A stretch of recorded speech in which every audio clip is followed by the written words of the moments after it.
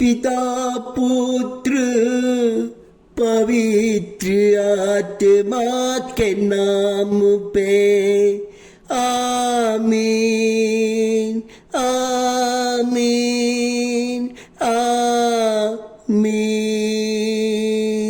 ओ पवित्र आत्मा आजा आजा, मेरे सुबह के प्रार्थना में आजा आजा आजा आजा प्रभु, आजा प्रभु, आजा प्रभु, मेरे सुबह के प्रार्थना में आजा, मेरे सुबह के आवाज को सुन जा, मेरे सुबह के विनती को उत्तर दे प्रभु। प्रभु आजा, मेरे प्रार्थना में आजा, मेरे प्रार्थना में आजा आजा, मेरे प्रार्थना में आजा, आशीर्वाद दे जा। आज आपका बच्चा, आपका लोह पिता परमेश्वर इंतजार कर रहे हैं, आपका वचन सुनना चाहते हैं, आपका शांति पाना चाहता है,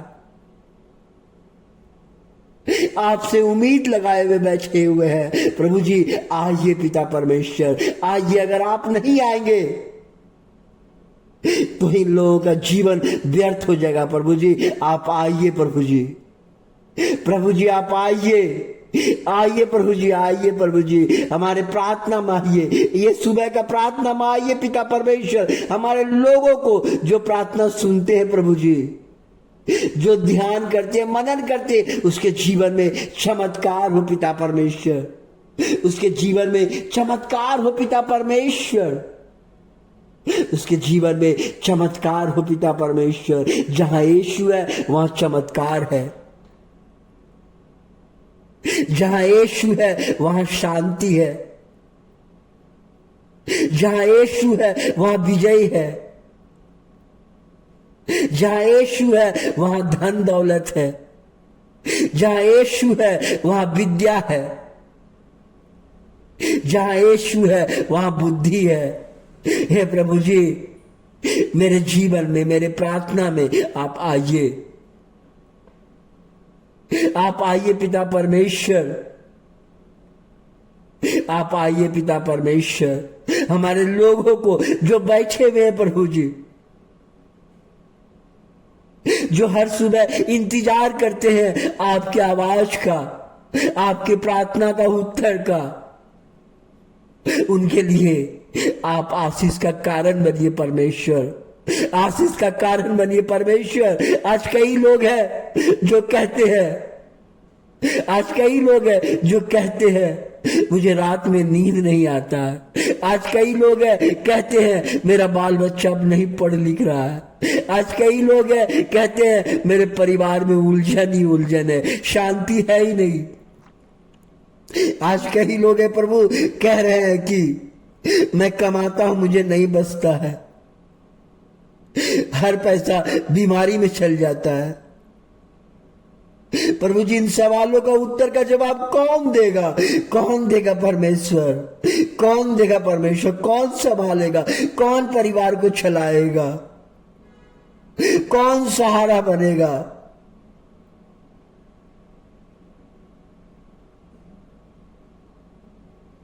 कौन सहारा बनेगा परमेश्वर? प्रभु आप उनका सहारा बनिए, उनके जीवन में आइए, क्योंकि आज का शीर्षक है, आप कहते हैं कि चिंता क्यों करते हो, पक्षी को देखो। चिंता क्यों करते हो? तुम पक्षी को देखो, आकाश के पक्षी को देखो। वहां ना तो पक्षी कोई काम करता है, ना तो कोई धन जमा करता है, ना तो कोई चिंता करता है। इसलिए परमेश्वर ने कहा कि आकाश के पक्षी को देखो, वो ना तो काम करता है और ना काम करने जाता है और ना भोजन जमा करता है, फिर भी स्वर्गीय पिता उसे डेली भोजन प्रदान करता है। प्रभु ने मेरे भाइयों, मेरे दोस्तों, मेरे साथियों, परमेश्वर ने तुलना करके आपको बताया कि आकाश के पक्षी को देखो, आकाश के पक्षी को देखो, वो ना तो स्टोर करता है, ना तो अपना भोजन जमा करता है। आप तो करते हो, आप तो 1 महीना का राशन लाते हो, आप तो 1 महीना का चावल लाते हो, आप तो 1 महीना का सारा सामान लाके घर में रखते हो। लेकिन पक्षी को देखो, कौवे को देखो, कबूतर को देखो, सारे पशु पक्षी कुछ नहीं करता है। सारे पशु पक्षी को देने वाला प्रभु उनका भोजन कराता है। उसी तरह प्रभु कह रहे हैं कि तुम चिंता मत करो, बस परमेश्वर पर भरोसा करो। परमेश्वर आपके हर काम को अच्छा करेगा। परमेश्वर आपके परिवार के जीवन को बदलेगा। परमेश्वर आपके तरक्की को लाएगा। परमेश्वर आपके हर स्थिति को, कष्ट, संकट, मुसीबत की स्थिति को बदलेगा। परमेश्वर आपके बीमारियों को चंगा करेगा। सिर्फ आपको विश्वास करना है, सिर्फ आपको प्रार्थना करना है, सिर्फ आपको प्रार्थना में कहना है, हे प्रभु मेरे जीवन में आओ, हे प्रभु मेरे पाप को क्षमा कर, और अपनी सारी चिंताएं उस पर डाल दो, क्योंकि वह तुम्हारी ध्यान रखता है। 1 पीटर अध्याय 5:7 में प्रभु यीशु मसीह हम लोग को सिखा रहे हैं, कहते हैं कि अपनी चिंता उसी पे डाल दो, अपनी चिंता उसी पे डाल दो, क्योंकि वह तुम्हारा ध्यान रखता है। अगर ध्यान नहीं रखता तो तुम इस जीवन में नहीं बचते। कितने लोग कोरोना में मर के चले गए, लेकिन हम, आप और सब लोग जीवित हैं। इसलिए परमेश्वर को धन्यवाद दो, क्योंकि प्रभु आपको चिंता करता है। प्रभु ने, कितने लोग कोरोना में मर के चले गए, लेकिन परमेश्वर ने हम लोग को जीवित रखा। वो ध्यान रखते हैं, इसलिए हम लोग जीवित हैं।